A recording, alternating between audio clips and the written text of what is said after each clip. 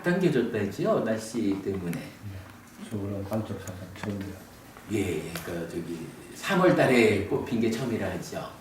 그래서 참 정말 그야말로 참 세상이 무상하구나. 어찌 보면 참 그 계절이라고 하는 것이 웬만해서는 바뀌지 않는, 그러니까 지구가 23.5도 기울어져 있다라는 것 때문에 웬만해서는 바뀌지 않는 거잖아요.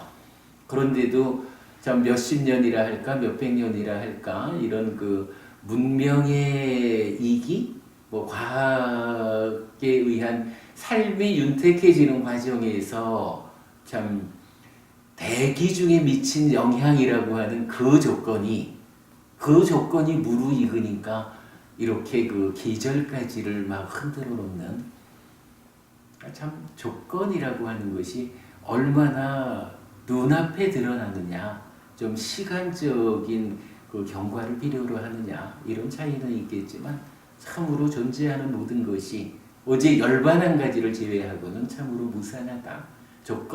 조건에 휘둘리며 변화해 가는 것이다 라는 것은 참으로 망고의 진리다.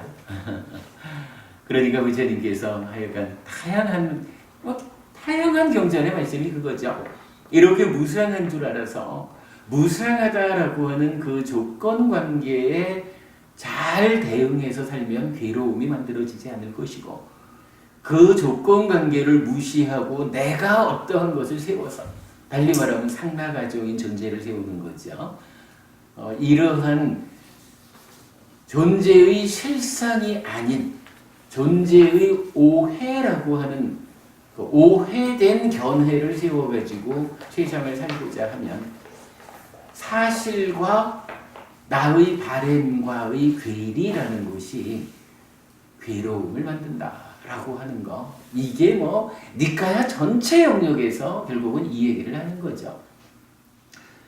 대표적으로는 상류타 니카야 그 35번 상류타 아니죠, 22번 상류타가 이제 온 상류타란 말이에요. 칸다 상류타죠. 그 두 번째 경이 대화다하의 경인가, 우리 이제 독성징 예배도 나와 있죠. 그 경에서는 그런 얘기를 한다고요. 어떤 제자들이 부처님한테 와가지고, 부처님 저희가 서쪽 지방에 가서 살고자 합니다. 요즘식으로 말하면 이사 가려고 합니다. 이 얘기죠. 그러니까 부처님이 사리푸타를 만나보았느냐? 만나보겠습니다. 이래가지고 이제 사리푸타 존재한테 이 이사하려는 비구들이 가는 거예요. 가서 사리푸타 존재야, 이분들로 보면은 아주 커다란 선배고 그야말로 뭐 좀 부처님 다음 가는 이런 분이니까, 사리푸타 존재시여, 저희가 서쪽 지역으로 이사를 가려고 합니다. 부처님께서 존자님을 뵙고 가라고 하셔서 왔습니다. 그렇게 얘기를 하니까 이제 사리푸타 존자가 이사가는 후배 비구들을 위해서 들려주는 이야기가 있는 거예요. 이사가면 그쪽 지역에 사는 현명한 자들이 물어볼 것이다. 그대들의 스승은 어떤 가르침을 주셨습니까? 그렇다면 우리 스승은 찬다라가죠. 욕탐을 제어하라는 가르침을 주셨습니다. 무엇에 대해서 욕탐을 제어하라는 가르침을 주셨습니까? 라고 다시 물을 것이다. 그러면 색수생행식 오온에 대해서 욕탐을 제어하라, 욕탐을 버리라는 가르침을 주셨습니다. 라고 답하라. 그러면 다시 그들이 왜 오온에 대해서 욕탐을 버리라고 그대들의 스승은 알려주셨습니까? 라고 또다시 질문할 것이다. 그러면 그때 그렇게 답해라 라고 하는 게, 제가 좀 전에 말씀드린, 내가 아무리 어떠한 대상이든 어떠한 것이든에 대해서 이것이 참으로 상락아정적인 참으로 이러한 상태가 유지되어 주기를 이렇게 붙잡고 있어도, 사실은 존재가 가지고 있는 실상이라고 하는 거잖아요. 무상고무화라고 하는 삼특상 이렇게 말하는 거. 하여간 열반 한 가지를 제외한 존재하는 모든 것들의 사실적인 상태, 그 현상은 무상고무화잖아요. 그래 우리가 지금 하여간 그 계절조차도 몇십 년일지 몇백 년일지 인간들이 문명의 발달, 과학의 발달과 더불어 삶의 향상을 추구하는 가운데 대기에 미친 영향, 이것을 조건으로 관측 이래 최초로 벚꽃이 3월달에 피는 뭐 이러한, 결국은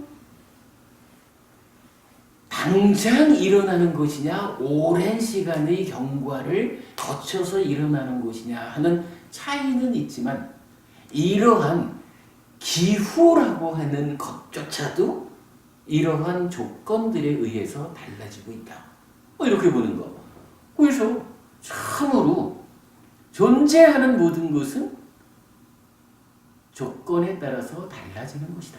그거를 달라지지 않기를, 우리의 사랑은 참으로 영원하기를 뭐 이러면서 붙잡고 살고자 하면, 나는 붙잡고 있지만 붙잡은 이 대상이 자기의 실상 본래적인 상태가 조건 따라서 변하는 건데 뭐 변하지 않게 할 재간이 없잖아요.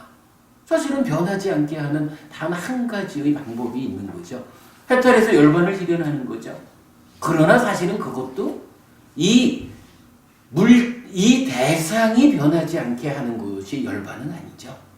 대상의 변화를 확실히 그런 줄 알아가지고 대상이 변화하는 그것을 조건으로 내 삶의 괴로움을 만들지 않게 되는, 요것이 사실은 무상한 줄 100% 무상한 줄 알고 사는 삶, 무상하다라는 조건의 변화에 휘둘리지 않는 상태로서의 항상함, 요것이 열반이지.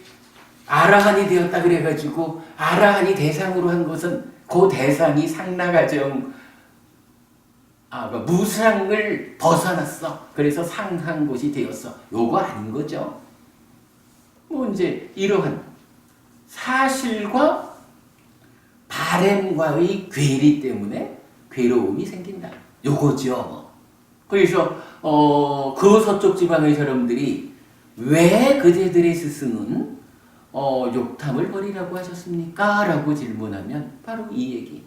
욕탐을 가져가지고 요것을 조건 따라 변하지 않기를 하고 붙잡고 있어도 사실은 변할 수밖에 없기 때문에 괴로움이 생깁니다.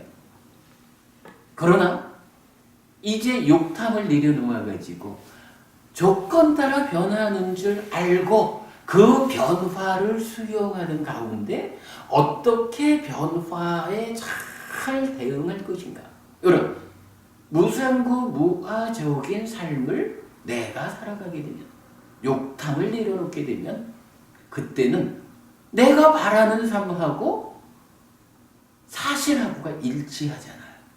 그러니까 이게 말하면 원하는 대로 되는 건 거라. 내가 원하는 것과 사실이 일치하는 거니까. 그래서 무상고 무아에서 고가 락으로 바뀌는 이런 거죠. 이러한 점 때문에 우리들의 스승께서는 욕탐을 버리라고 말하셨습니다. 요렇게 답변해라. 사리부타 존자가 하여간 이사가는 후배 비구를 위해서 가르쳐주는 가르침인 거예요. 요게 하여간 온상류다의 두 번째 경이에요. 저는 이 이야기가 우리가 수도 없이 실상은 무상고 무하고 거기에 대한 오해가 상나가정이기 때문에 상나가정이라는 것은 사실은 없다. 왜? 오해한 거기 때문에. 이 이야기를 반복하죠. 반복하는 이유가 중요하기 때문에 반복하는 거죠. 니까야의 참 도처에서 부처님은 이 이야기를 반복해주고 있다라고 우리가 이해하는 것이 필요하죠. 오늘은 지난 참 긴 여러 주를 통해 가지고 마음의 메커니즘을 공부했어요. 사실 이제 그 메커니즘의 마지막 단계에서 우리 내면의 경향성, 상이라고 하는 것이 어떻게 형성되는 것일까? 어떻게 잠재해서 상을 형성하는가? 이 부분을 보았는데 뭐 워낙에 어려운 주제이기도 하고 또 뭐 우리가 할 수 있는 만큼을 너무 넘어서서 상세히 들어가다 보면 끝을 맺지 못할 것 같아서 그냥 좀 부족한 대로 지난주에 마무리를 지었죠. 그리고 오늘은 제가 설법하지 않고 뭐 그냥 전반적으로 그냥 한 주를 좀 쉬어간다 생각하고 우리가 대화하는 시간을 가집시다라고 말씀을 드린 거죠. 그래서 오늘은 좀 편안하게 뭐 여러분들 그 궁금하신 점 아니면 뭐 의견 있으신 점 이렇게 말씀해 주시는 것으로 하고요. 뭐 중간에 제가 잠깐 시간을 내 가지고 뭐 칠판에 지금 그림을 하나 그려놨는데 그동안 우리가 공부했던 것 중에 중요한 한 가지 부분을 좀 새롭게 이해하는 우리 공부하다 보면 참 업그레이드라는 표현을 자주 쓰게 됩니다만은 그 한 가지 그간 공부했던 내용 중에 중요한 부분을 업그레이드하는 이야기를 잠깐 들려드리도록 하겠습니다.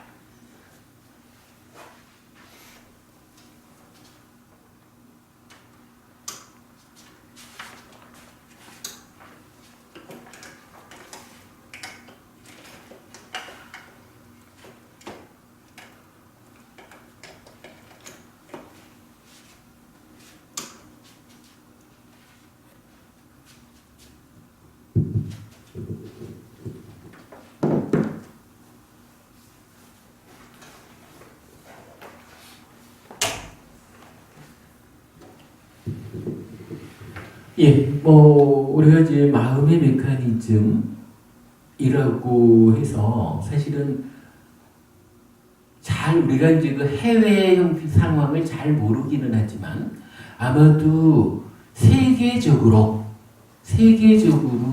불교 안에서 어디서도 시도되지 않은 그 새로운 시도를 하고 이제 나름대로의 그 마음의 메커니즘의 틀을 완성했다.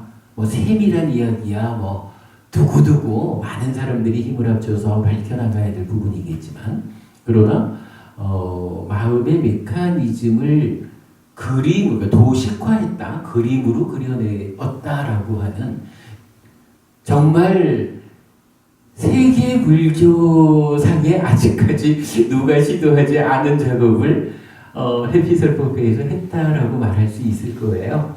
그래서 그래도 참 어려운 작업을 여러분들께서 함께 공부해 주셨기 때문에 이만큼 해왔는데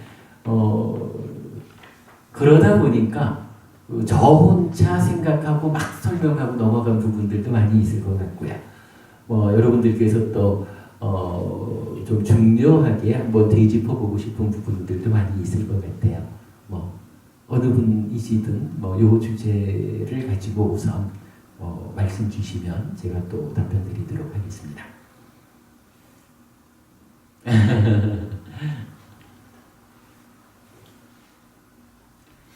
저기 무명희 부부님 뭐 하실 말씀 있으세요?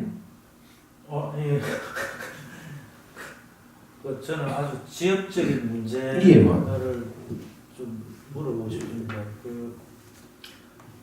앞부분에 뭐 시기 머물면 명색이 나타난다 하는 그 네. 명색이라는 부분에 대해서 제가 이해를 하기로 명색을 어떤 색으로서 네. 설명을 들었는데 실제로 제가 이제 그 설명이 나오는 경전이 이제 분석경이나 두 가지 경이 돼 있는 경하고 분석경에서 그런 용어들이 나오는 걸로 제가 봤습니다. 그런데 이제 제가 그 분석경에 이제 12연기를 설명하면서 느낌, 인식, 의도, 감각, 접촉, 자기 이를 정신이라 한다라고 네.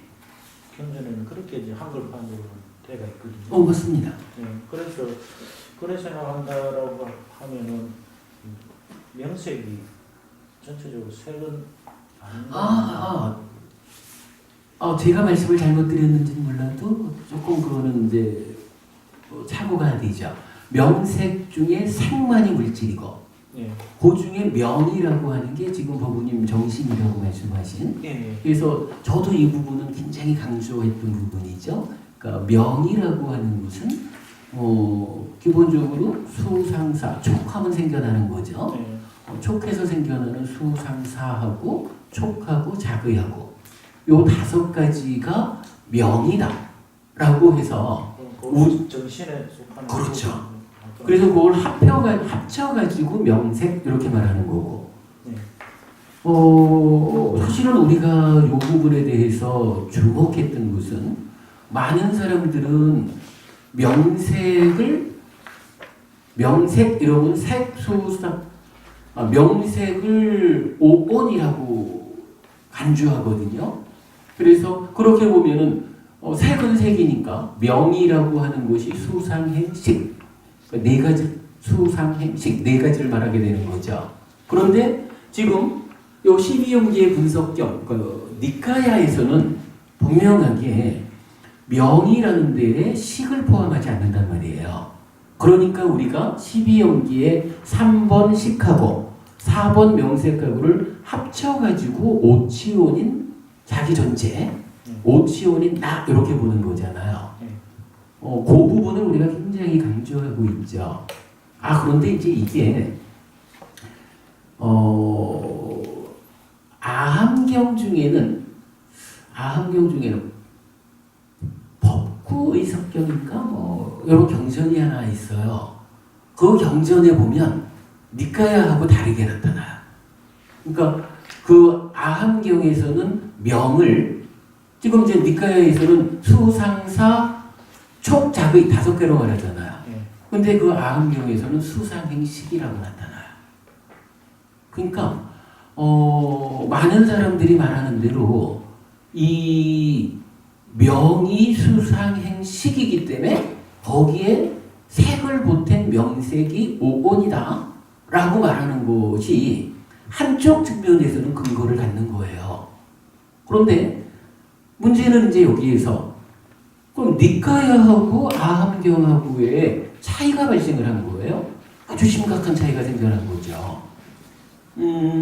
그랬을 때는 이제 방법은 여기서 선택밖에 없는 거라.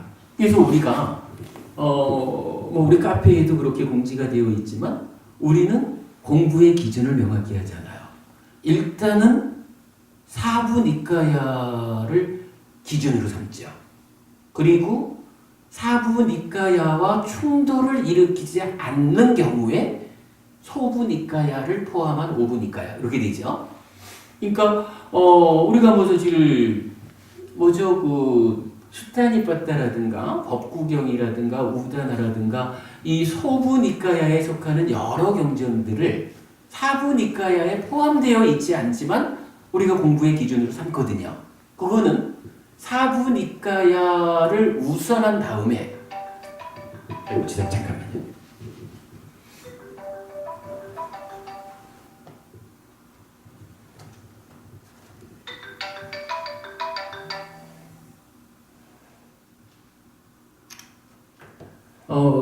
사부니카야를 우선한 다음에 다음 순서로 그러니까 2차적인 기준을 삼는 것이 소부니카야 합해서 이제 5부가 되는 거죠. 그런데 소부니카야에 속한 경전들 가운데 사부니카야의 가르침하고 교리적인 충돌이 있다라고 하면 그때는 어떻게 해요? 기준을 사부니카야로 하는 거죠. 그래서 사실은 우리가 2가지 면에서 이 소부니카야의 경전하고 심각한 교리적 충돌을 일으키는 것을 보잖아요. 그래서 그 부분을 사부니카야를 기준하거든요. 한 가지가 뭐냐 하면 과거 부처님에 대한 이야기. 그러니까 부처님 사부니카야에는 서가모니 부처님 이전에 6분의 부처님이 과거불로 계시거든요. 그래서 서가모니 부처님을 포함한 과거 7불, 이 7분의 부처님이 나타나는 거예요. 그리고 미래 부처님 한 분, 멧대야 부처, 그러니까 미륵 부처님이죠. 이래서 사부니까야 안에는 오직 8명의 부처님만이 나타나요. 그리고 이 8명의 부처님이 부처라고 불리는 이유는, 그러니까 뭐 지금 과거 7불 이러면 표현하자면 하나의 계보를 형성하고 있는 거잖아요. 우리가 이제 다음 주부터 공부할 기본기에서 이제 다룰 내용인데, 계보가 형성되었다라고 하면 무엇을 기준으로 과거 7불 또 이어서 미륵불까지 8분의 부처님의 계보가 형성되느냐라고 한다면 답은 한 가지거든요. 동일한 깨달음을 기준으로 계보가 형성되는 거예요. 12연기를 깨닫고, 경전에서는 우리가 연기, 그러니까 12연기하고 사성제하고 이렇게 나타나죠. 그러니까 사성제는 12연기도 사성제에 포함되는 거죠. 이러한 동일한 깨달음에 의해서 계보가 형성됐다라고 부처님의 역사를 정리할 수가 있는데, 요거 소부니까야에 속하는 붓다왕사라고 하는 경, 불종성경이죠. 이 경전에서는 과거 부처님이 좀 더 많이 나타나요. 얼마만큼 나타나느냐 하면, 우리가 이제 잘 아는 연등 부처님이 있잖아요. 연등 부처님한테 서가모니 부처님이 최초로 수기를 받았다 이렇게 되죠. 그리고 연등 부처님과 서가모니 부처님 중간에 22명의 부처님이 더 나타나요. 그리고 그 22명의 부처님 모두에게 서가모니 부처님이 반복적으로 수기를 받아요. 그러면 서가모니 부처님이 깨달음을 얻는 가운데 23명의 부처님한테 수기를 받은 거예요. 그러면 그리고 보면은 그 연등 부처님 앞에도 3분의 부처님이 더 계신 것으로 보았는데 그분들한테는 수기를 안 받은 거로 이렇게 나타나죠. 그러면 이제 과거 부처님들하고 부처님하고는 어떤 관계가 되냐 하면, 이제 과거 부처님들의 수기를 받고 10가지 바라미를 닦았다. 즉 부처님들의 계보의 형성 과정이 수기라는 것과 10바라밀이라는 걸로 나타나는 거예요. 그러면서 그 과정이 어떻게 나타나는, 기간이 얼마로 설정되냐 하면 4아승직업 더하기 10만겁 이래 되죠. 이게 더하기 10만겁이라는 거는 이게 나누기로 볼 때 나머지란 말이야. 아승직업이라는 것은 10만겁보다 큰 거예요. 그러면 헤아리 겁이라는 단위 자체가 우리가 상상이 안 가는데, 그거를 10만겁이라고 하는 것보다 더 큰 어떤 단위로의 아승직업, 헤아릴 수 없는 겁, 이런 표현이죠. 그거 4개 이래가지고 상상할 수 없는 시간을 말하고 있죠. 그렇게 이제 그 부처님의 그 어떤 계보, 이게 형성되어 있어요. 그러면 사부니까야가 알려주는 부처님의 계보하고, 거기에는 또 이제 91겁, 그러니까 윗바시 부처님이 91겁 이전에 최초의 부처님으로 나타나죠. 이런 이제 시간의 문제, 바라밀의 문제, 이런 부분들에서 사부니까야하고 소부니까야하고가 다른 거예요. 이럴 때 우리는 어떡하나요? 여기서 사부니까야를 기준한다. 그래서 우리가 공부하기로는 오직 과거 7불과 미륵불 8분의 부처님만이 경전에서 나타나고 있는 곳이다. 그분들에게는 동일한 깨달음이라고 하는 계보의 형성이 있다. 이렇게 보는 거죠. 또 한 가지가 우리가 잘 아는 거지만 잡다카, 부처님 전생 이야기죠. 본생담. 대략 400몇씩까지인가 이렇게 그 전생담 이제 일화가 들어있는 거로 아는데, 사부니까야에는 부처님 전생 이야기가 그렇게 안 많아요. 총 7가지인가를 제가, 경전에서 부처님이 이러이러한 일화를 이야기하시다가는 이 사람이 전생의 나였다. 이렇게 이제 직접 언급하시는 이제 7개인가의 경전을 보았는데 이 사부니까야의 부처님 전생 이야기는요 어떻게 나타나냐 하면 한마디로 말하면 이거야. 내가 과거에는 깨달음이 완전하지 못했다. 그렇겠죠. 전생에는 부처를 이루기 전이니까 완전한 깨달음을 성취하지 못했잖아요.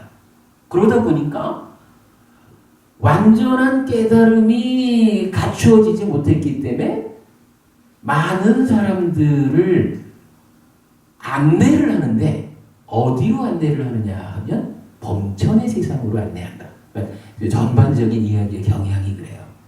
그러니까 새끼 무새끼 하늘로 인도했다 이거예요. 뭐 대표적으로는 사무량심 수행을 통해서. 그런데 지금은 어떻느냐 하면 표현이 딱 그래 나오죠. 지금은 열반으로 직접 안내하는 가르침을 전한다. 왜? 이제는 부처가 됐잖아요. 열반을 실현했잖아요. 그러니까 열반으로 직접 가는 팔정도 사념처 사마타 비파사나 이 길을 설한다. 이렇게 전생과 지금 부처로서의 삶의 차이를 그렇게 두거든요. 그 과정에 부처님이 내가 전생에 사슴으로 태어났다든가 코끼리로 태어났다든가 뭐 이런. 근데 사실은 본생담은 잡담가는 대부분이 진승으로의 전생 이렇게 나타났죠.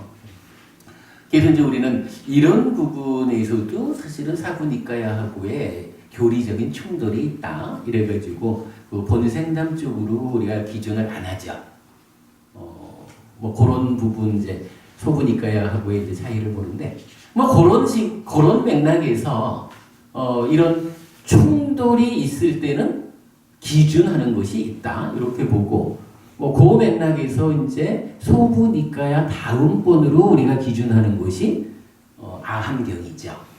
그래서 아함경하고 니까야하고의 교리적 충돌이 없을 때 우리는 아함경이 알려주는 가르침도 부처님 가르침으로 기준을 삼죠. 그런데 이제 그 가운데에 지금 이 부분 사실은 그 아함경에서도 12연기의 각 지분을 분석해주는 경전에 법구이석경인가 그렇게 나와요. 그래요. 경전 이름이. 그러면 12연기 분석경하고 같은 역할을 하는 경전이거든요. 근데 거기에서 두 가지의 차이가 나타나요. 첫째는 니카야에서는 그 두 번째 행, 무명을 조건으로 행위 이럴 때 이 행을 어떻게 알려주냐 하면 신행, 어행, 심행, 까야 상가라, 왓지 상가라, 찌따 상가라 이렇게 세 가지로 알려주거든요. 그리고 각각이 뭐냐 하는 걸 이제 다른 경전들이 설명을 해주죠. 그런데 그 아함경에서는 어떻게 나타나냐 하면 신행, 구행, 의행 해가지고 우리식으로 번역하자면 이게 심행이 아니라 의행이니까 까야 상가라, 왓지 상가라, 만호 상가라라고 나타나는 거예요.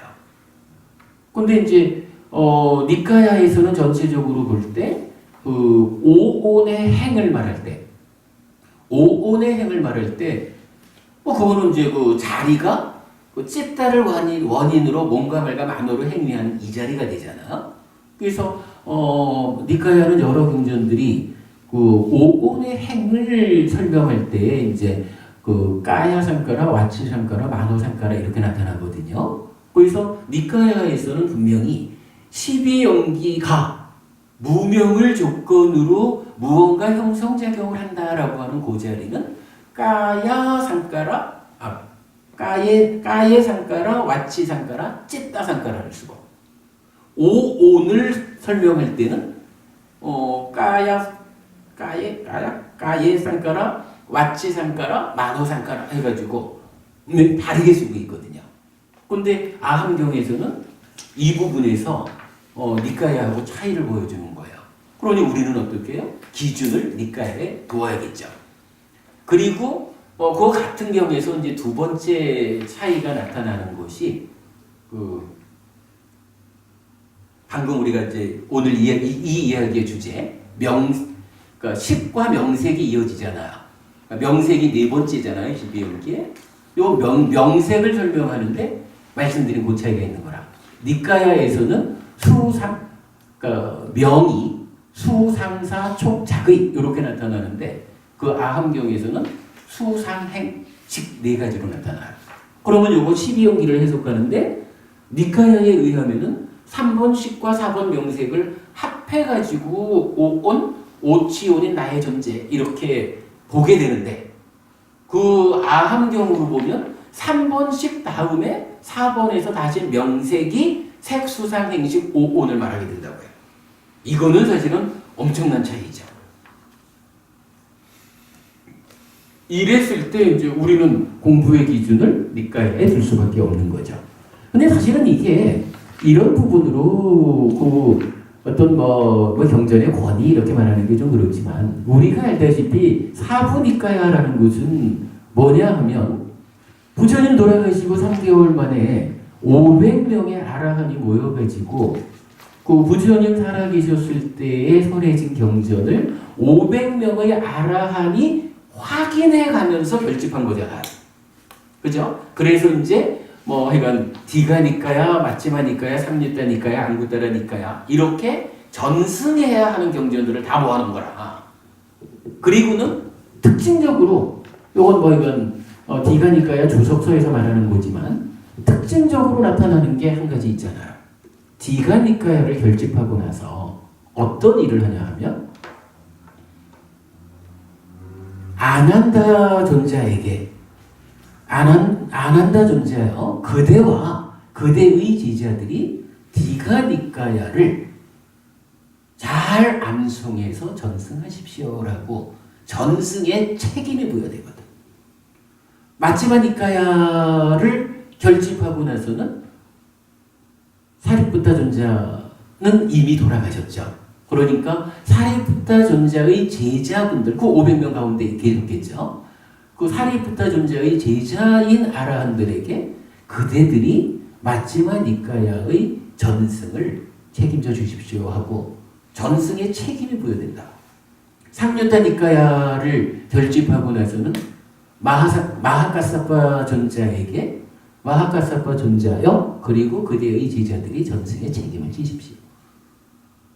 앙구따라 니까야를 결집하고서는 아누르타 존자에게 또한 그러한 전승의 책임을 부여한다고요. 그러면 이제 니까야는 이렇게 결집의 과정이 명확하고 그 결집된 것에 대한 전승의 책임까지가 명확한 거예요. 그래서 우리가 알기로 이걸 어떻게 끄는지를 몰라가지고 제가 이 전화기를 하나 새로 이 중고를 하나 샀더니 잘 모르겠어요.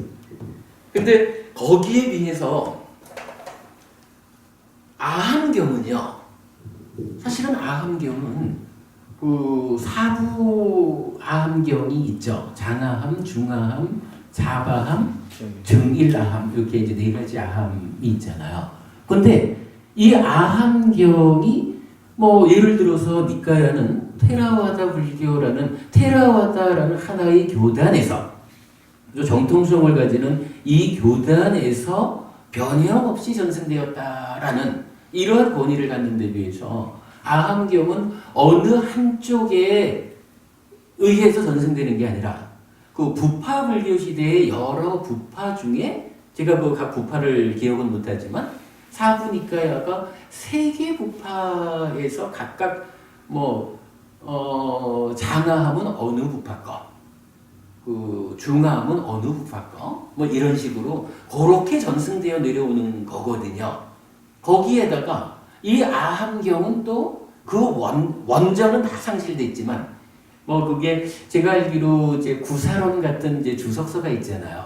그러면 주석을 하려니까 주석의 대상이 되는 경전을 그 경전을 가지고 주석을 했을 거 아니에요. 뭐 그러다 보면 구사론의 산스크리트 원전이 있는 거야. 그럼 거기에 의해서 이제 이 아함경의 산스크리트 원전의 일부가 존재하게 되는 거거든요. 그러면 이게 빨리어라는 거 하고 기본적으로 우리가 하는 게 불교 경전어는 빨리어잖아. 산스크리트어는 그 과정을 우리가 정확히 모르지만 어쨌거나 기본적으로는 힌두교의 경전 언어가 산스크리트어란 말이죠. 뭐 이제 이러한 전체적인 면을 볼 때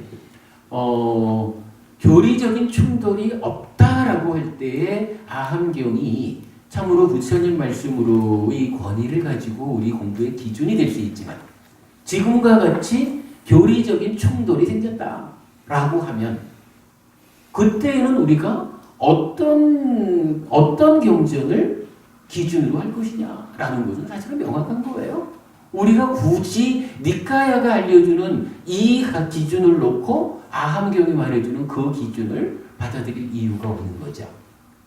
그래서 우리는 분명히 아함에서 알려주는 가르침이 다르게 있지만 이 부분에서는 니카야가 알려주는 대로 명색은 이러한 것이다. 식과 명색이 합쳐져서 오치온인 나를 말하는 것이다. 이렇게 이제 우리가 기준을 삼게 되는 거죠. 사실 이제 법원님 말씀하신 그 부분에서는 이제 그 자체로서는 하여간 그 명과 색 이렇게 우리가 구분해서 보면 되는데 오히려 그 명색에 대한 이야기에서는 지금 말씀드린 니카야와 아함 간에 이러한 차이가 있더라라는 부분.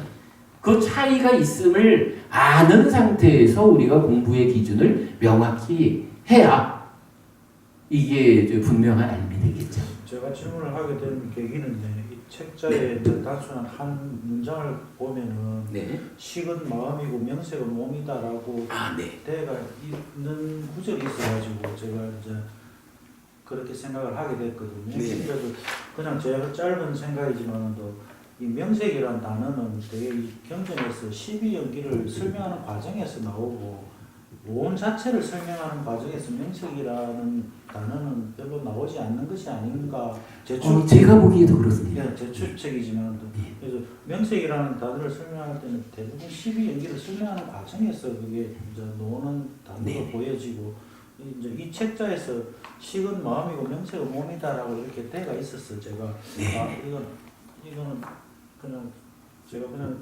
알겠습니다. 그 부분은 좀 간략하게 설명을 드릴게요. 제가 지금 여기에도 그런 표현을 쓴 거죠. 오치원이라는 자기 존재, 내가 있는데 나라고 하는 존재는 몸과 마음이지요.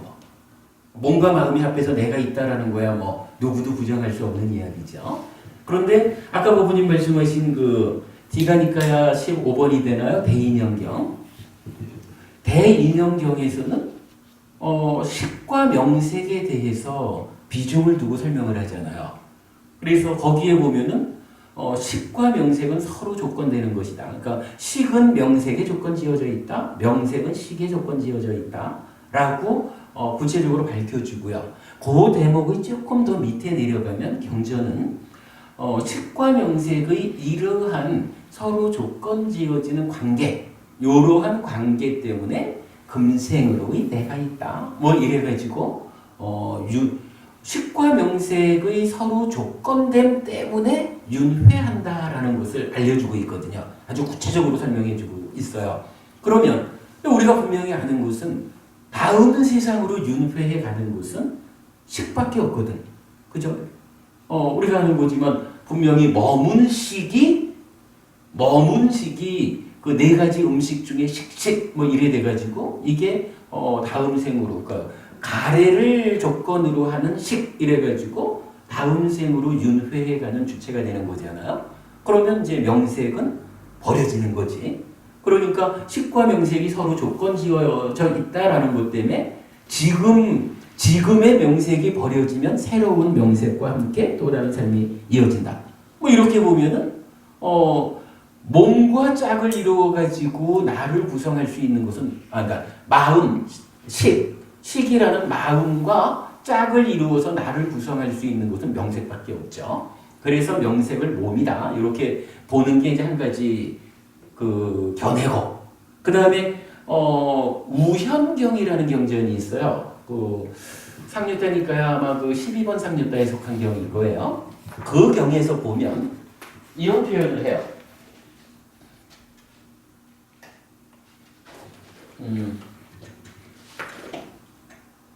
몸과 밖의 명색. 몸과 밖의 명색이라는 표현을 하는데 밖의 명색이라는 것과 대응하는 곳으로 몸이 나타나는 거예요.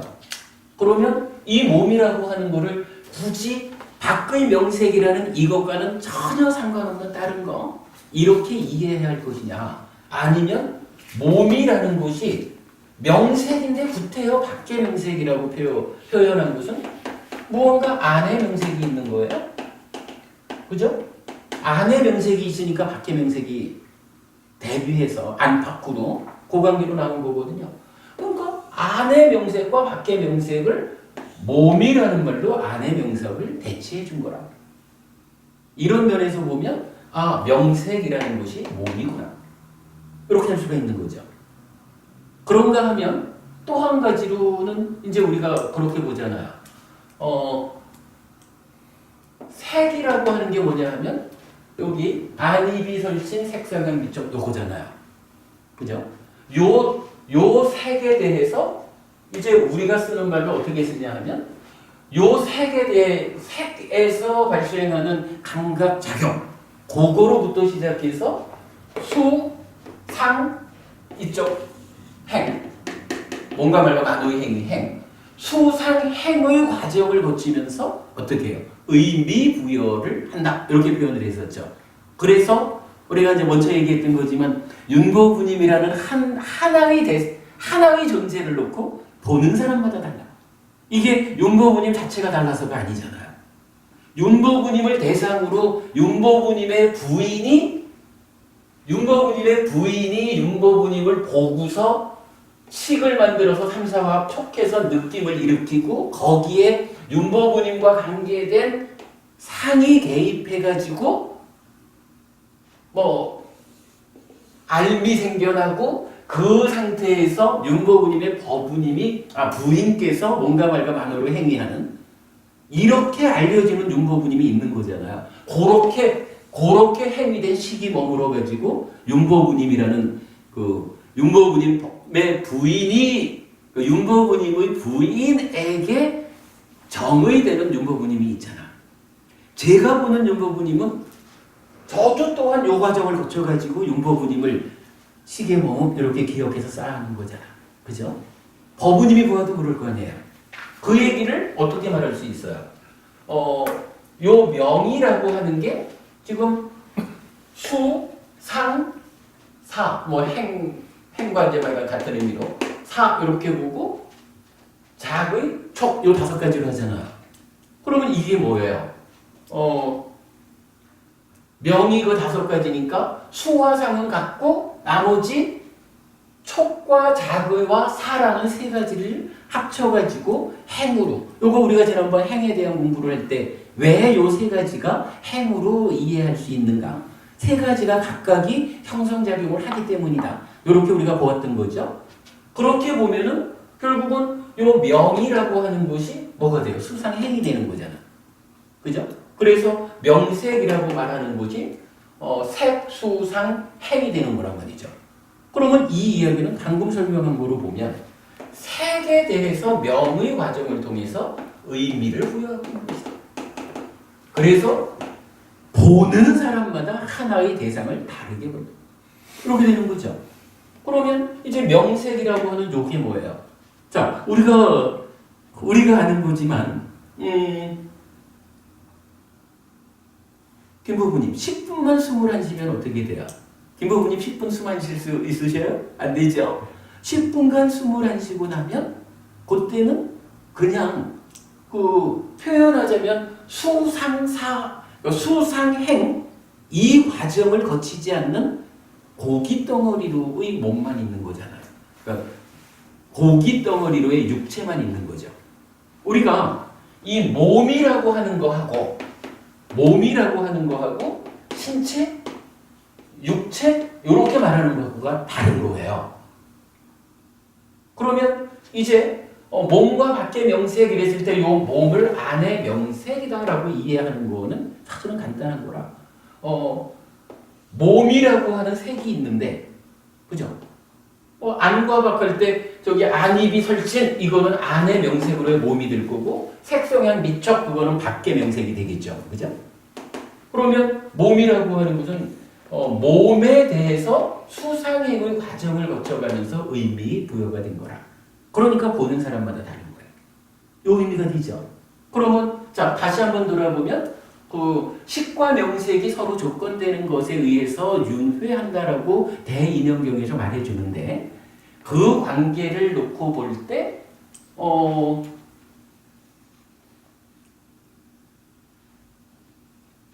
이렇게 그 우현경에서 말하는 몸과 밖의 명색 이래가지고 안의 명색으로의 몸을 우리가 유추할 수 있고 그 가운데 우리가 이해하는 마음의 메커니즘에 의해서 수상행이라는 것이 의미를 부여하는 과정. 요런 의미를 이제 알게 되면 실제로 요거 그 상류다니까야 1권에 속한 경전에 보면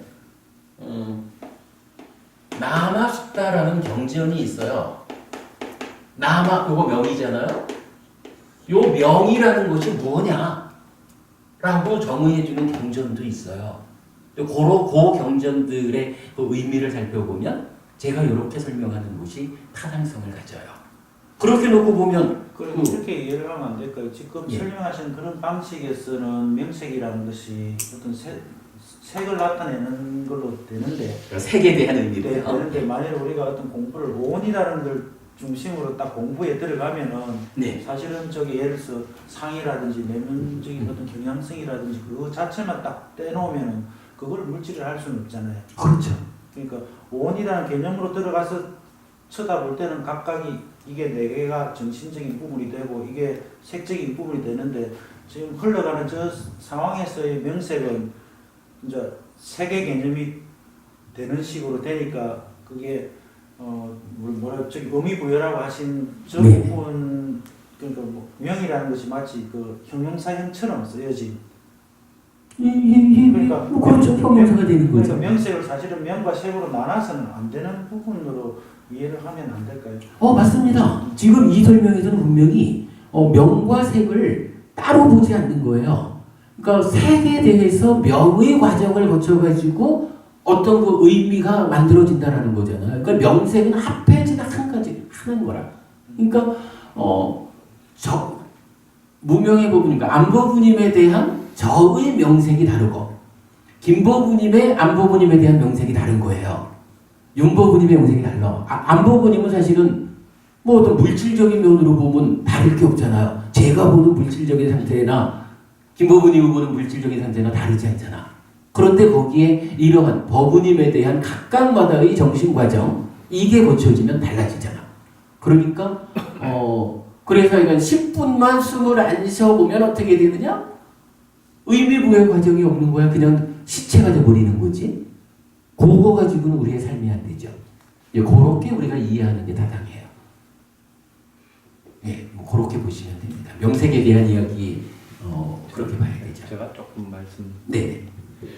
요 독송집 여기 151페이지 한번 보시면 그러니까 이게 우리나라 말 번역에서 조금 문제가 있어갖고 이해하기가 조금 힘든 것 같거든요. 근데 이게 명책을 명을 여기서는 정신이라고 번역을 해버리거든요.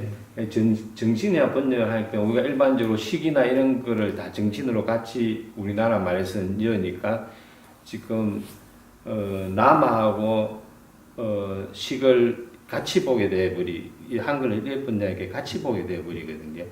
그래서 저도 처음에 이런 문구를 볼 때 굉장히 좀 헷갈리는데 꼭 이럴 때는 이 빨리 그냥 경전대로 남아라는 그런 단어 자체로 보는 게 굉장히 좀 좋은 것 같아요. 그래 봐가지고 한문으로 명으로 보든지.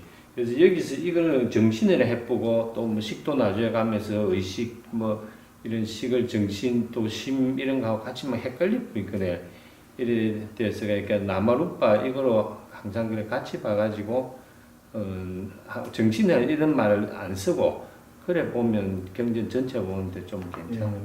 맞습니다. 훌륭한 지적이시고요. 그래서 저도 사실은 그냥 쉽게 보면은 정신물질 이름은 좋겠지만 이런 경우에 제가 한자를 도로 끼워가지고 명색 이렇게 쓰는 것도 그 의미를 명확히 하기 위해서 사실은 지금 지적하신 대로 정신 이래 되면 좀 애매해요. 정신 중에는 뭐니 해도 마음보다 마음이 가장 우선할 거 아니에요.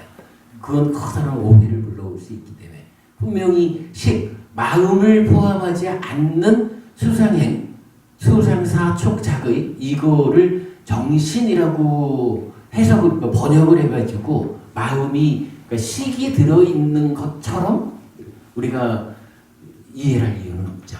예, 맞습니다. 중요한 지적입니다. 네. 식 이야기 나왔을 때 하나 질문. 네. 유식을 많이 공부하지 않았는데 한 유식 30송 정도 네네. 공부했는데 그 유식에서 우리 아래아식, 그 함장식하고 그게 이제 이 윤회한 유식에서도 이제 식이 윤회하는 거로 이래 나온다니까 업이 윤회하는 건 아니고 거기하고 지금 스님께서 이제 저 식이 윤회하는 거하고 네네. 그 관계가 뉴스에서가 함장식하고 지금 이 윤회하는 식하고 공통점하고 어떤 좀 차이점하고 이걸 좀 말씀해 주시면. 제가 이제 뭐 유식에 대해서 사실 설명할 만큼 공부되어 있지 않아서 그 부분은 좀 어렵습니다. 제가 뭐 출가하기 전에 뭐 그때야 당연히 이제 유식도 좀 눈여겨보고 이랬었지만 그저 그 뭐 이름을 아는 정도 뭐 이런 정도지 그걸 상세하게 비교해서 말씀드릴 능력은 안 되는 것 같고요. 다만 한 가지 이제 이런 부분은 볼 수 있을 것 같아요.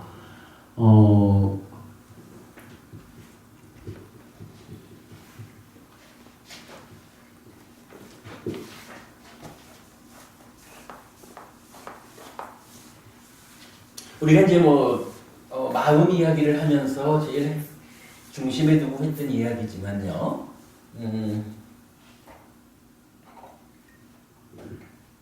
자, 얼마 전에도 우리가 한번 그 이야기를 보았었죠.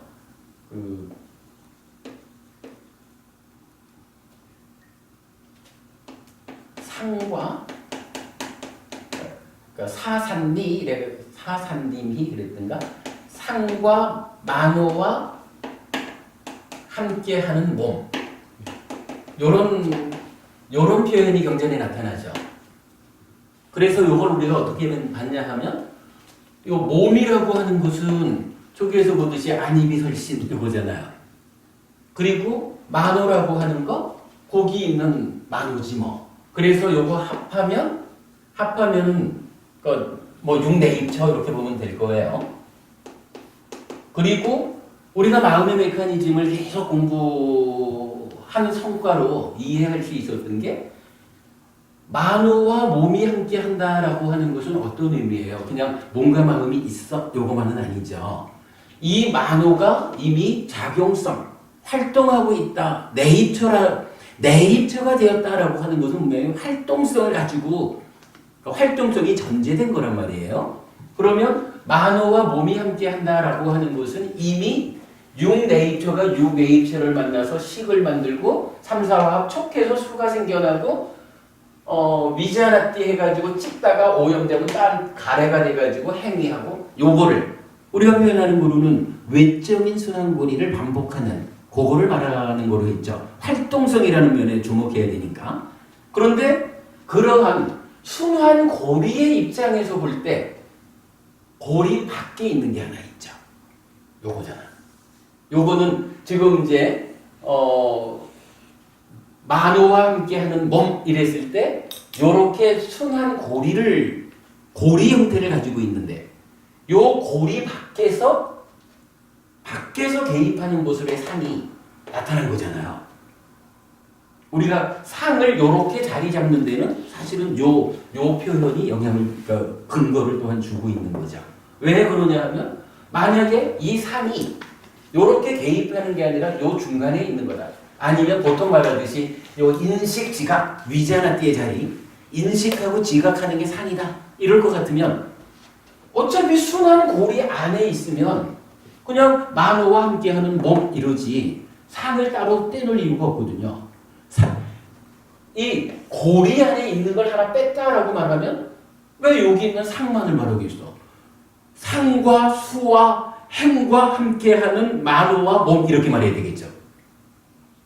유독 상만 뽑아가지고 상과 만호와 함께하는 몸 이랬을 때는 이 상이 만호와 함께하는 몸이라는 이 순환고리의 밖에서 개입하기 때문이란 말이죠. 그죠? 요거 우리가 그래서 이 상이 인식작용, 지각작용 요게 아니고 내적으로 개입하는 경향성 이렇게 파악을 하는 거잖아요. 이제 유식에서 일단 표면에 육식이 있다라고 하는 거잖아요. 그리고 밑에 이제 말라식 요게 7식이죠. 예. 그리고 8식으로 이제 아레아식 9식 뭐 이렇게 내려가는 거 해간 뭐다 해간 요걸로 보편화가 된 거죠. 이랬을 때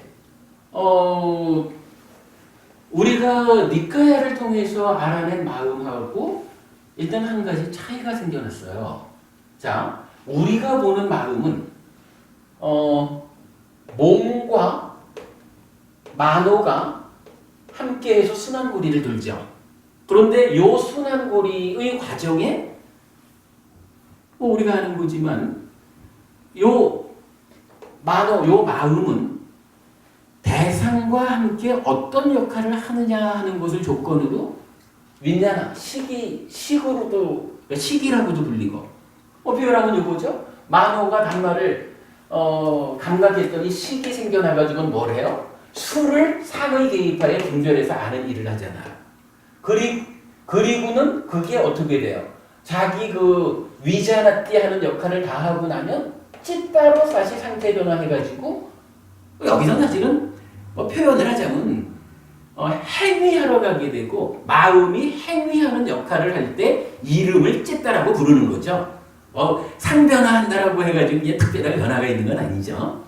이렇게 만호도 윈냐나도 찌따도 이렇게 그냥 순환고리라는 그 표면 이 상을 우리 내면의 이야기로 본다면 이 순환되는 이 고리는 이제 표면의 이야기라고. 요거 우리가 10지연기와 12연기를 구분하는 데서도 요게 쓰이는 거죠. 그러면 식은 찌따라고도 불리고 만호라고도 불리고 하여간 여기에 이제 오치원 이래서는 쌓이기도 하고 매 순간 만들어져서 더해져 쌓이는 거잖아. 새끼 젖은 마음이 자기 증식을 통해서 쌓임으로써 오치온이 지속적으로 변해가는 이런 걸 우리가 설명하잖아요. 그러면 이렇게 말할 때 이제 니카야에 나타나는 마음은 식도 있고 만호도 있고 찌따도 있지만 사실은 이거는 그냥 동일한 표면적인 이야기라 표면적으로 마음이 몸과 함께 살아가는데 그 가운데 대상에 대해서 어떤 역할을 하느냐에 따라서 이름이 달라진 것뿐이에요. 그렇다면 이거는 다 표면적인 이야기라 하나의 선상에 있어요. 물론 이게 만들어진 게 가서 지속적으로 쌓인다라는 것 때문에 요 오치원 요 자리에서는 식온이라고 하는 쌓임이라는 의미를 담고 있죠. 그러면 차이라는 것은 표면적으로 순환하는 가운데에 이게 쌓임, 기억의 덩어리로 존재하는 그랬을 때는 그게 나라고 하는 존재고 이 존재인 내가, 오치온인 내가 지금 이 순간을 사는 것은 이렇게 전개가 되는 거죠. 그러면 이제 부처님은 식이라는 거하고 만호, 찌따 요 부분을 의미상으로 구분하지 않는 거예요. 그냥 동일하게 표면에서 우리 삶의 표면에서 내적인 상의 개입을 제외하고 표면적인 삶을 설명하면서 그 관계에 의해서 심의식이라고 다르게 부를 뿐이거든. 다 표면에 있는 거거든. 근데 유식에서는 이걸 어떻게 부르냐 하면 육식은 표면에 있는 거라고 하잖아. 그죠? 표면 의식 이렇게 말하던가요? 그리고는 말라식이라는 것이 이제 입체적으로 밑으로 들어가잖아. 그리고 아래하식이 또 밑에 있는데 아까 60, 30속 말씀하시면 거기에 나오던가요? 요거 말라식이 의로 대응이 되죠. 그리고 아래하식이 심으로 대응이 되거든요. 그러면 부처님은 심의식, 즉 찌따만호 윈냐너를 이런 표면적인 순한 고리에서 어떠한 대상과의 관계 맺음, 그걸 조건으로 이름을 달리 부를 뿐인데, 다만 거기에 이제 온이라고 하는 우리 그 삶의 어떤 전개 과정이 설명되고 있을 뿐인데, 지금 유식에서는 식이라는 것은 표면에 놓고 이제 말라식, 그러니까 의는 더 밑에 있고 심은 더 밑에 있다, 이렇게 표현을 하고 있는 거예요. 그러면서 이제 요 아래하식인 심, 여기에다가 종자식 이런 의미를 주고 있잖아요. 경우에 따라서 이거를 제가 지금 여기서 이제 이 순간 새끼 처진 식과 그 새끼 처진 식이 머물러 가지고 쌓인 것으로의 덩어리, 요런 측면에서 본다면 만약에 어떤 정말로 무언가 그 전생의 기억 요런 부분들은 쌓여 있다라고 치자면 그건 어디에 쌓여 있겠어요? 그거는 식에 쌓여 있는 거라고. 그죠? 식에 쌓여 있는 거고, 의와 심이라는 것은 만호는 구체적인 설명은 이제 넘어가죠. 만호와 찢다가 이러한 이제 전개 과정상에 있는데, 유식에서는 이거를 다르게 표현하고 있는 거라. 말라식이 이렇게 설명되고, 심이 아래하식으로서 종자식에 구실을 한다. 그리고 이 종자식이 어떠한 것이다 라고 볼 때, 사실은 니까이로 보면은 시곤에 해당하는 이야기가 이걸지도 몰라요. 또는 그런 면에서 볼 때 니까야하고 유식하고는 심의식이라고 하는 마음을 단어는 동일하게 나타나지만 이 마음을 표현하는 세 가지 단어가 제 자리가 다르다. 표면적인 전개 가운데 있느냐, 이거를 입체적으로 말했느냐. 이건 사실은 전혀 다르다고 볼 수 있거든요. 요런 측면에서 유식과 니까야가 말하는 마음하고는 사실은 전혀 다르다. 이렇게 보아야 되죠. 사실 이 이야기는 어떻게 보면 프로이드는 어떻게 말해요? 의식 이러죠? 아마도 이렇게 대응이 될 것 같아요. 말라식 이라는 거, 전의식 이러든가요? 그리고 아래의식에 해당하는 것을 심의식, 심층의식, 무의식 이렇게 말하잖아요. 거의 요런 대응을 보이죠. 어찌 보면 프로이드나 융이나 프로이드는 제가 잘 모르지만 옛날에 듣기로 융이라는 사람은 집단 무의식 이런 이야기를 주장하죠. 제가 옛날에 듣기로 그러한 분들이 다 인도에서 또는 불교의 영향을 받아서 그런 이제 그 심리학 철학을 설했다 이렇게 이제 이야기를 하던데, 어찌 보면 이런 일치관계를 보는 것은 융도 그렇고, 융 앞에서 마음에 대한 이런 구조적인 분석을 서양에서 최초로 했다라고 하는 프로이드, 이런 분들이 어쩌면 유식이 말하는 마음을 그대로 가지고 가서 자기대로 표현했다라고 하는 그런 과정이 있는지도 몰라요. 거의 그렇게 일치하잖아요, 그렇죠? 그러면 우리가 늘 말하는 대로 니까야가 알려주는 마음은 프로이드와도 다르고 유식과도 다르다. 이렇게 말하는 게 기본적으로 이 차이가 있는 거예요. 부처님이 표면에서의 역할의 차이 때문에 심의식을 달리 부르는 거를 이제 유식에서는, 또는 만약에 그게 일치한다고 지금 프로이드까지도 식만을 표면에 놓고 입체적으로 의와 심을 말해주고 있단 말이죠. 그리고 빠지고는 전혀 다르죠. 요 면에서 하나 차이가 있고, 그 다음에 이제 또 한 가지 큰 차이가 뭐냐 하면, 유식에서 말이죠. 유식에서 이런 아래하식, 종자식, 함장식 다양한 이야기, 요 외에 이러한 그 삶의 정제 과정에 내적으로 개입하는 상 이렇게 말을 하나요? 잘 못 봤어요. 저도 기억이 없거든. 네. 그러면 이 차이는요. 부처님은 심의식을 가지고는 표면적으로 그 순한 고리에 의해서 그 과정을 설하고 내면의 이야기, 입체적으로 들어가 있는 내면 이야기는 상으로서 그 부분을 설명했다라는 거죠. 그런데 유식에서는 그러니까 부처님은 상으로서 내면 이야기를 했다면 그 부분을 말라식을 거쳐서 아래야식이 종자식이기도 하지만 이게 내면의 이야기라고 간주한다면 상에 해당하는 그 역할을 또 이렇게 맞추어서 이해해야 되는 건 아닌지 모르겠어요. 제가 이건 잘 몰라요. 그러나 어쨌든 부처님은 심의식 전체를 표면적인 순한 고리 가운데서 설하고 내적인 것은 상으로 말하고 있다. 그러나 유식은 요거를 심의식 자체를 가지고 입체적으로 말하는 가운데 내적인 경향성으로의 입체적 개입 상, 요 부분을 언급하지 않고 있다. 이렇게 보면 다르죠. 제가 이건 그 말라식 아래야식 이 부분을 구체적으로 잘 모르기 때문에 법부님께서 질문하신 부분을 직접 답변을 못 드리겠고, 다만 차이가 있다라면 이렇게 그 외형적인 면에서 차이가 있다라는 것을 우리가 이해해야 할 것 같아요. 예, 그 정도. 문제주신 것 같습니다. 예. 이 부분을 질문할까?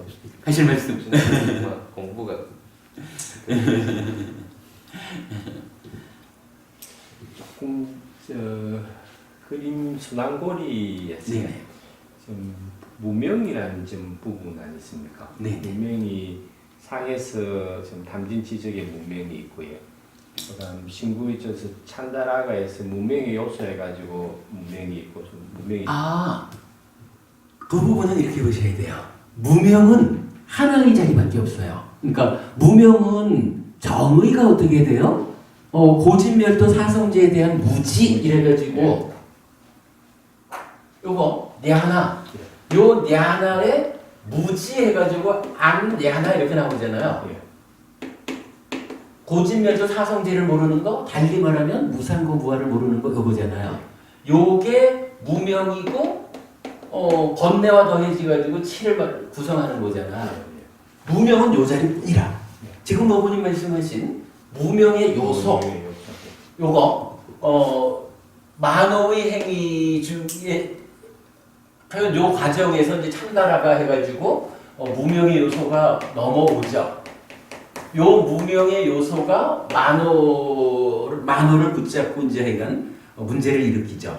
이랬을 때 저 무명의 요소는 욕탐이라고 하는 요게 그러니까 참다라가라는 것이 그냥 참다 상태로 있지 않고 무명 때문에 일어나는 라가에 붙잡혀서 무명의 영향을 받고 있다라는 무명에 그 연결되어 있는 것이다 이런 의미로 무명의 요소라고 쓰는 거지 요 자리에 무명이 있다라고 말하는 건 아니에요. 그래서 우리가 지난번에 합송경 그 십상경 그 처음에 볼 때 분명히 알아야 하는 것에 속했던가 촉을 말할 때 뭐라고 말했느냐 하면 그 촉이 무명에 연결된 촉 이렇게 말한 게 있었잖아요. 정확히 한번 볼까요?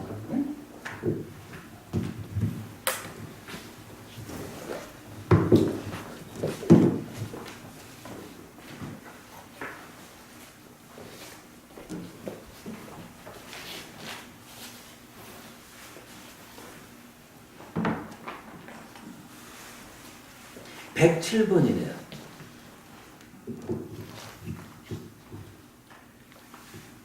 아, 107페이지.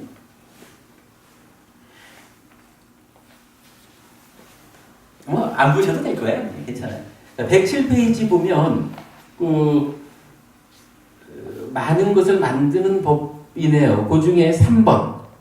어떤 한 가지 법을 철저히 알아야 합니까? 라고 할 때 번뇌와 취착에 연결된 촉입니다. 해서 파서 사사오 우파다니야 이랬거든요.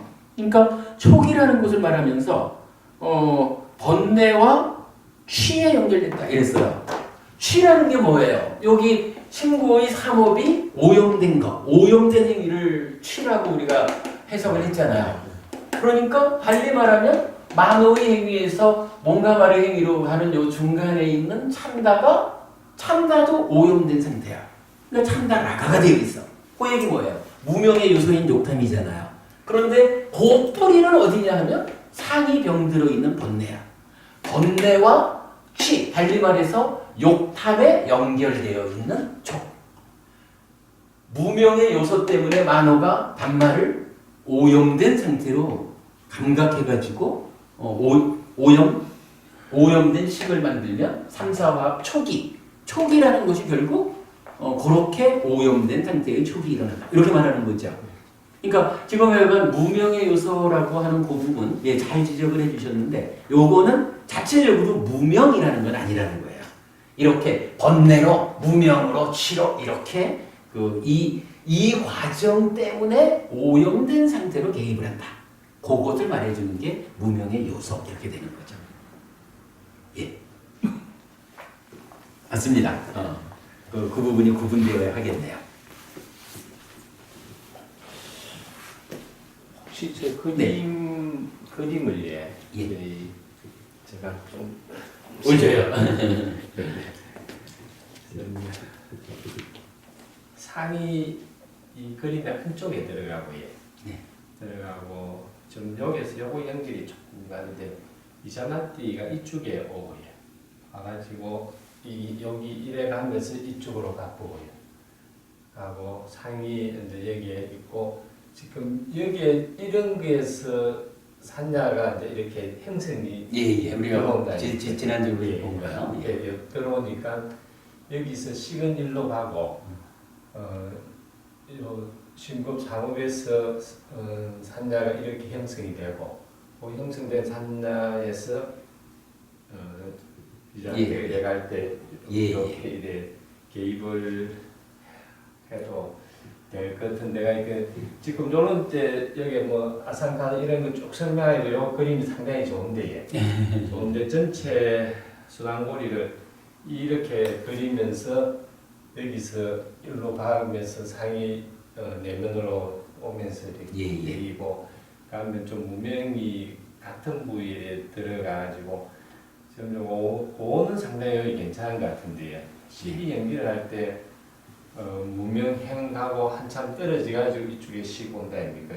물론 그래서 이쪽에서 무명을 넣으면 행하고 이 식하고를 바로 이렇게 연결해야 그림을 좀 그리지 있겠나 싶어요. 저는 그 정도까지 할 수 있는 건 안 되는데 아니 제가 그 무슨 말씀인지는 알겠습니다. 사실은 저도 그 한번 그런 부분 고민을 했던 게 요 상이 우리가 지금도 보았지만 내면의 것으로 지금 생각을 하잖아요. 그러니까 고리에 걸쳐 있지는 않지만 그러니까 고리 밖에서 개입을 한다 하지만 이 상이 외적인 게 아니라 내적인 거로 보잖아요. 그래서 이 고리의 안쪽에서 상을 표시할 수 있으면 참 좋겠다라고 생각을 하고 그 방법을 한번 시도를 해보다가 그림을 그려내지를 못했어요.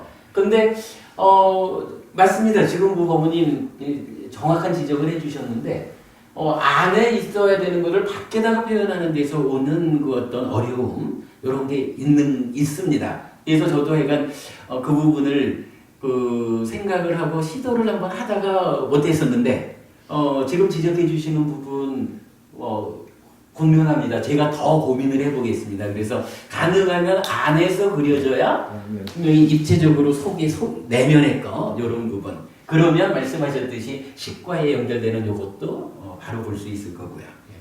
한번 고민해 보겠습니다. 나중에 그렇게 되면 전체적으로 조금 처음 배우는 사람들도 안 낫겠나 한번 제가 더 고민해 보겠습니다. 그 그림이 완성될 수 있으면 참 좋겠습니다. 한번 해보겠습니다. 뭐 좋은 지적 감사하고요. 조금 쉬었다가 그러면 뭐 편안하게 얘기하는데도 쉬어야 되는지 모르지만 잠깐 쉬었다 하죠. 그래도. 잠깐 쉬었다가는 제가 이거 그림을 그려놓은 저의 의도 그 얘기를 잠깐만 좀 설명드리고 나서 또 대화하도록 하겠습니다.